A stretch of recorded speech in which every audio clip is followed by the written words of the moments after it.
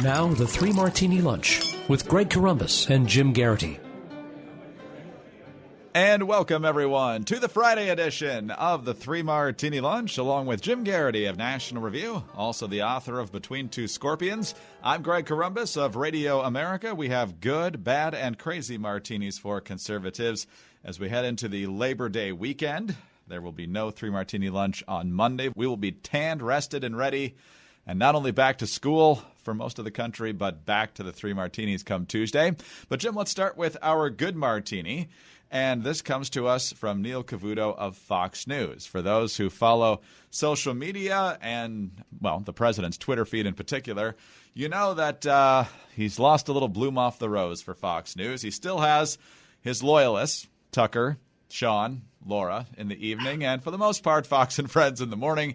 But there's been a little bit more criticism during the rest of the day. Shep Smith's been at it for a while, obviously, but other folks feel like they can call a spade when it comes to the president's statements or his policies. And, well, apparently the negative comments are now too much for the president. And so he tweeted out that Fox News isn't working for us anymore.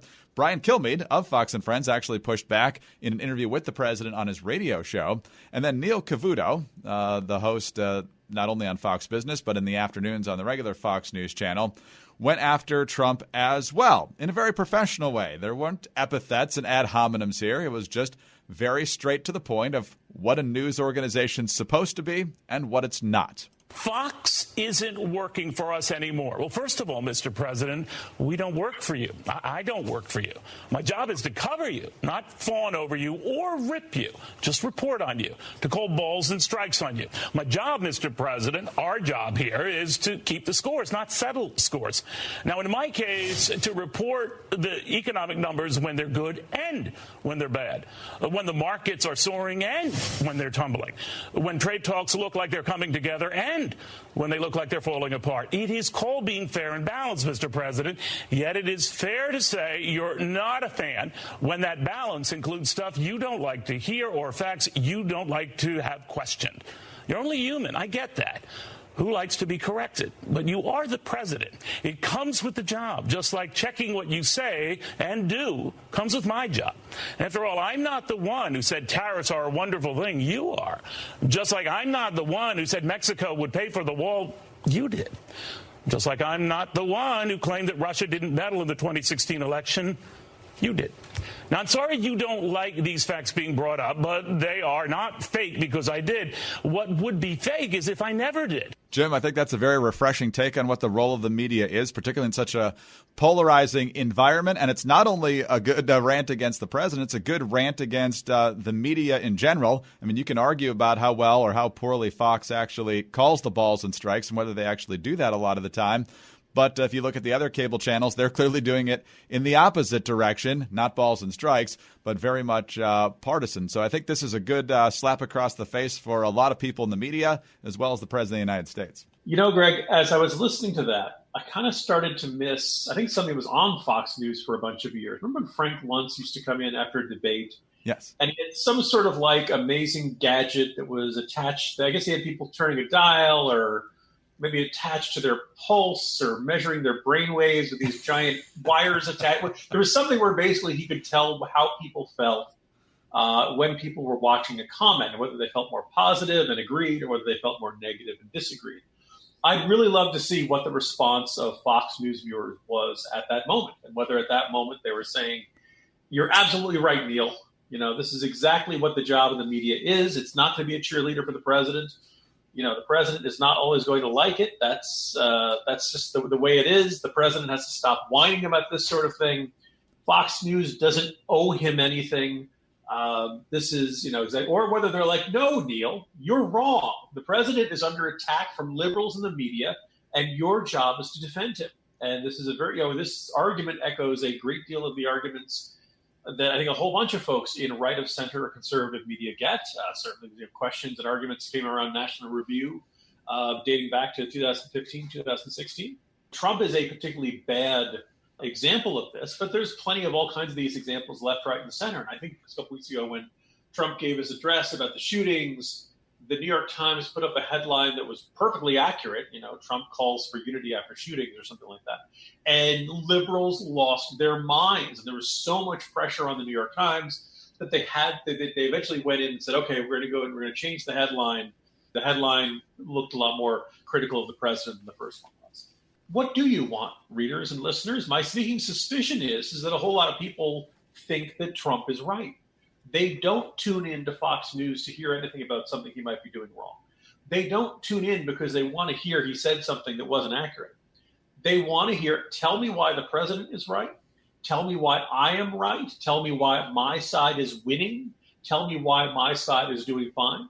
Throughout the 2018 midterms, if you argued about how the midterm elections looked, there was probably somebody who was going to say, no, there's a red wave. And Trump himself said, we're going to see a red wave in the 2018 midterms. And it didn't happen. Did okay in the Senate, but a whole bunch of governors' races went bad and they lost the House, and it was a big 40-point swing.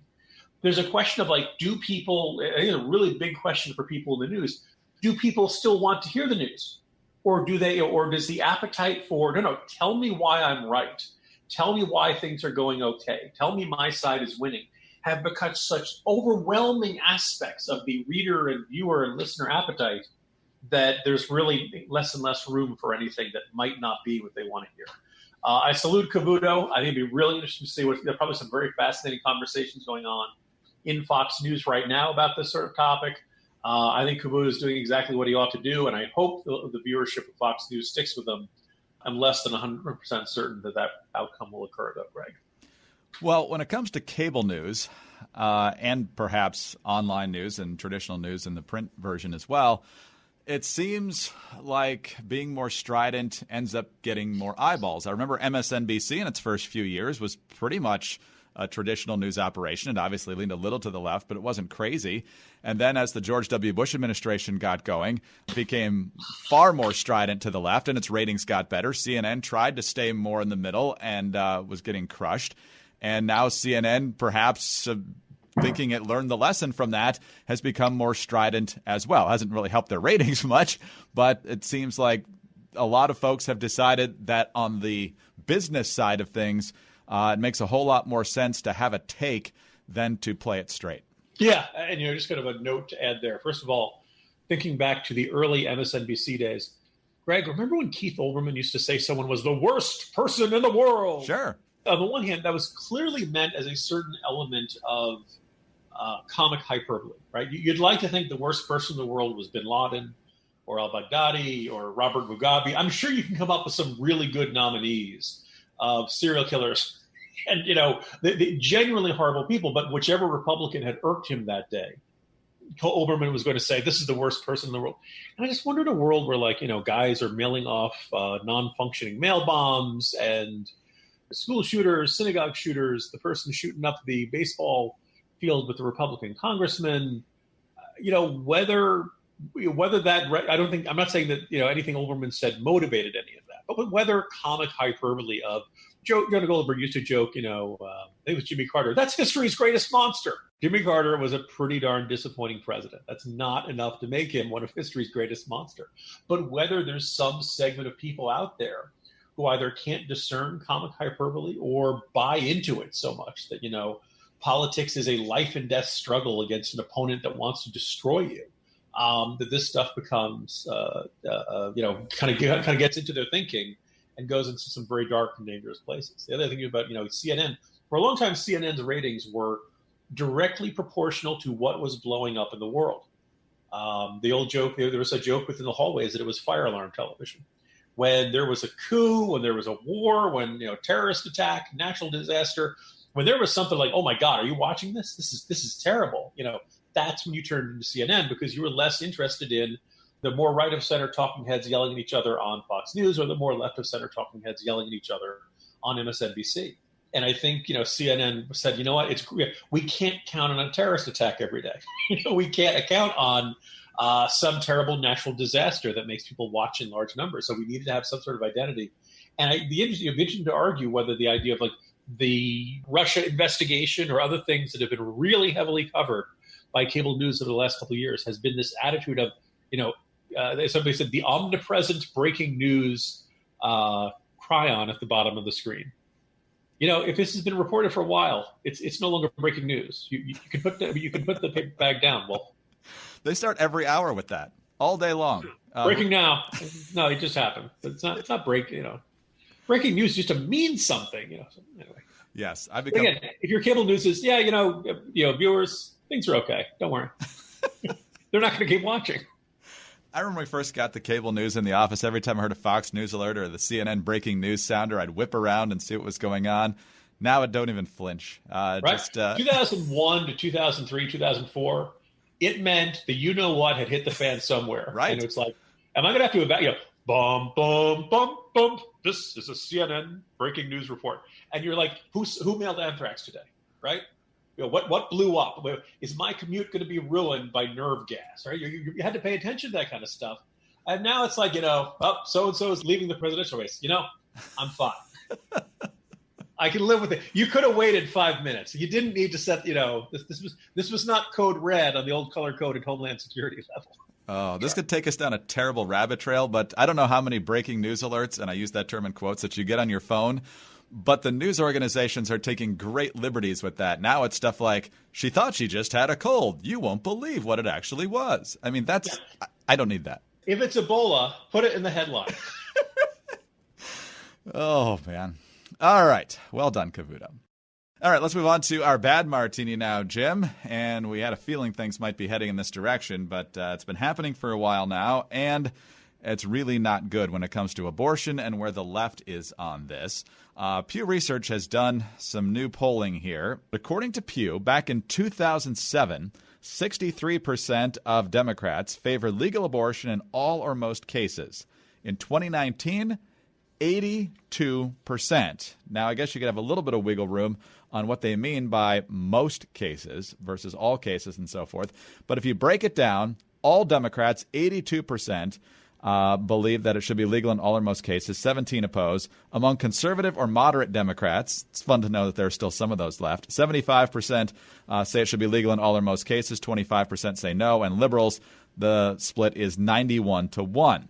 Among Republicans, you might be surprised to know that 36% of Republicans believe that abortion should be legal in all or most cases. 62% say no. Among conservatives, 77% say no, 22% say yes. And among the moderates/liberals, it's 57% say legal in all or most cases, 41% say no. So, Jim, overall, the Republican trend line has actually gone down slightly over the past 12 years from 39 to 36%. But now you've got fully more than 4 out of 5 Democrats believing pretty much what the Democrats on stage believe, and maybe even Ralph Northam believes, that anything right up to the moment of delivery is fair game.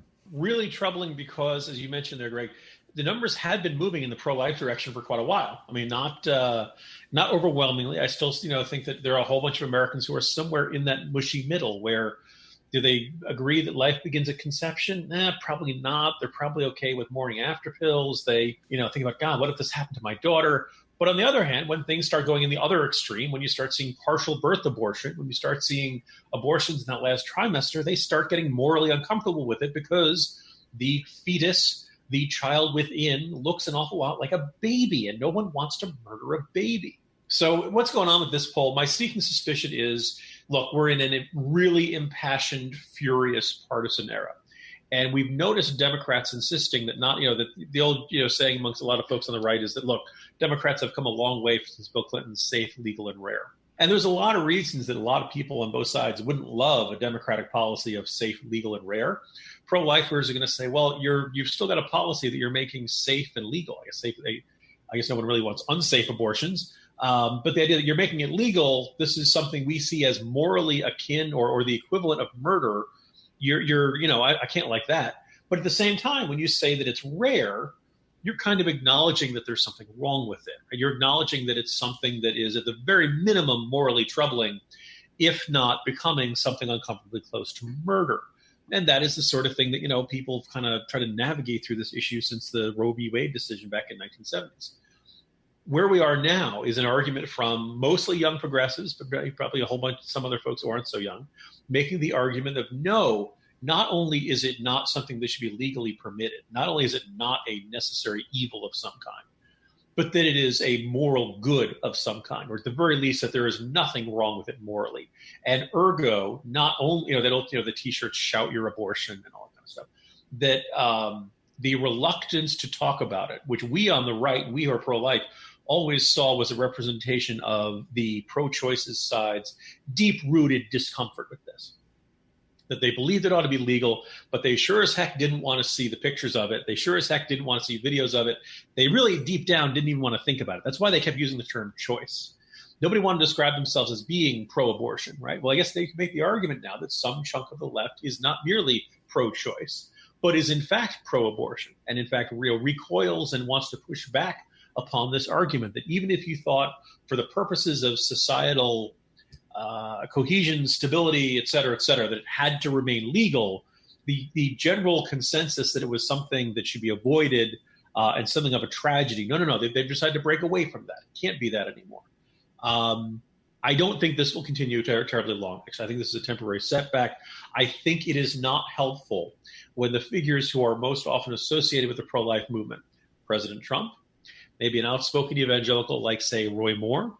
I think it's safe to say the Catholic Church has had its own share of unpleasant scandals in the not-so-distant history. These are ugly scandals that make powerful men look like a bunch of hypocrites. Now, the great irony, of course, is the pro-life movement is generally run by women. That, in fact, women are much more likely to be pro-life. The demographic that is most likely to support abortion are generally young males. I'll let our listeners do the math on that one. But, that's where things stand. So my suspicion is that, one, this reflects polarization and partisan, increasing partisan attitudes, and also a general sense that, look, we probably don't have the single most ideal or persuasive advocates for the pro-life cause with Trump as president and some other deeply flawed individuals carrying the banner on there. All right, let's move on to our crazy martini now. And of course, Jim, we know that Hurricane Dorian is headed towards Florida. The models are all over the place on where it might actually make landfall, but a lot of different areas are potentially in the path. So we encourage everyone to play it smart and hunker down, stock up on supplies if you haven't already done already. But President Trump has announced that he's not going to Poland to commemorate the start of the World War II, 80th anniversary of that, which is September 1st. He's going to stay home and monitor the hurricane. But while Trump's trying to stay on top of that, you've got other folks making really bizarre comments, including the former Prime Minister of Canada. Kim Campbell is her name, and this is from the Daily Wire. On Thursday, the only woman to ever serve as the Prime Minister of Canada issued a horrifying tweet in which she stated she wanted the deadly Hurricane Dorian to strike President Trump's home at Mar-a-Lago. In response to a tweet from a scientist warning that Dorian was a major hurricane threat to the East Coast this weekend and that Florida was in the hurricane's crosshairs, Kim Campbell tweeted, quote, "I'm rooting for a direct hit on Mar-a-Lago." And someone responded to her by saying, "What the heck is wrong with you? There are real people who live and work there." Kim Campbell's response, "As there are in Puerto Rico. Sorry you don't get snark, but Trump's indifference to suffering is intolerable. Would also help if he tackled climate change, which is making hurricanes more destructive. Instead, he will remove limits on methane. Get a grip." So, Jim, I'm sure if a Republican joked about a hurricane headed towards a prominent liberal's beachfront property, the response would be just as muted as it is with this. Greg, you have her comment right there in front of you. What was it she said was intolerable again? Trump's indifference to suffering is intolerable. Indifference to suffering is intolerable. Ergo, she's rooting for the hurricane to hit directly in the middle of Florida. Does she grasp the fact that she's doing exactly what she's denouncing? Right? That old saying, if you stare into the abyss long enough, the abyss stares back. If you chase after monsters long enough, you may eventually become a monster. She is exhibiting exactly the trait that she is saying is not merely, a moral failing, but is intolerable. She is telling other people that they should not tolerate her and what she's saying in that exact statement. I think it's probably a good example. Here's the thing. Yeah, it's Friday. Everybody, we're heading towards a 3-day weekend. It's time to step back and take the 10,000-foot look. Greg, we talk about politics every single day. We see, there's people have noticed there are a lot of days it's all crazy because there are a lot of crazy things in the news, a lot of crazy things that get said.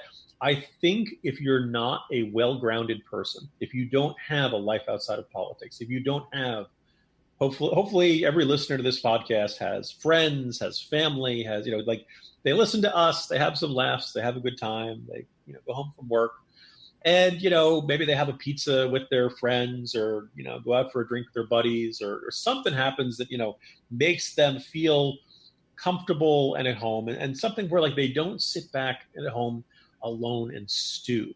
And they don't find themselves on the internet saying somebody on the internet is wrong, right? Battling on Twitter or something like that. I kind of worry about this Canadian prime minister. One, I'm a little worried that she was prime minister and I never heard of her. Kind of interesting. I'm not totally on top of Canadian news, but look, I mean, Justin Trudeau, like people have been talking about him ever since he was in a boy band. People know him. Maybe somebody was out sick one day and she was acting prime minister that day. Anyway, whoever she is, this is a really horrible thing to say. And a bit like the GW professor who called Bret Stephens a bedbug earlier this week, you kind of wish somebody would, somebody who knows her would kind of check on her and say, Madam Prime Minister, I assume she keeps the title long after she leaves the job. Are you feeling okay? You probably, you come across as kind of a jerk when you say, oh, I hope that hurt. Because, one, the point that person who responded points out, it's not like it's Trump sitting there alone in Mar-a-Lago right now or ever, right? There's always, in addition to the Secret Service, in addition to the staff, in addition to all the presidential advisors and all that stuff, who do you think works at Mar-a-Lago? You think a bunch of millionaires and billionaires? You think they got, I don't know, Shel Nailson back in the kitchen chopping up the food for that night's dinner or something, right? Everybody, Mar-a-Lago, yes, it's in a large compound and all that stuff. But if a hurricane hits Mar-a-Lago, it's going to hit all the communities around it. And it's not just millionaires and billionaires and big banks and all those people who everybody can, this hurricane hits Florida, it's going to hurt a lot of people. It's going to hurt a lot of people, good people, bad people, indifferent people, all in the middle. And you shouldn't be rooting for that, right?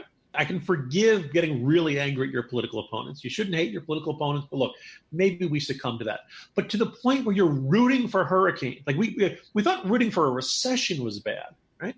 What's we've got people rooting for a recession. We got people rooting for hurricanes. What's next? Rooting for terrorists? Bring it on, ISIS. This is, it'll really stick it to Trump that way or something. There is a moral blindness here. This kind of shows how used to think it was kind of overwrought when you'd see it in fiction and Moby Dick when Captain Ahab loses all sense of perspective and judgment and all that stuff. Look, hate drives people to really crazy lengths here. And it's kind of frightening to see it amongst people who at one point were head of state for a country. So depressing, crazy note to end the weekend. I hope everybody has a good 3-day weekend, Greg. And, folks, once you've clicked on all this stuff so I get appropriate traffic levels, feel free to get away from the internet after you've listened to this podcast and come back immediately on Tuesday morning. Thank you for mentioning the most important part, Jim. You can go. Have a great weekend, but make sure you click on all our stuff first. First things first. Jim, have a great weekend. We'll talk to you Tuesday. See you Tuesday, Greg. Jim Geraghty of National Review. I'm Greg Corombos of Radio America. Thanks for being with us today. Remember, you can find us on those home devices now. I have to say is play the 3 Martini Lunch podcast. You also find us on iTunes. Give us a nice review, particularly if you think we're worthy of 5 stars, which hopefully you do. And have a great weekend. See you back on Tuesday for the next 3 Martini Lunch.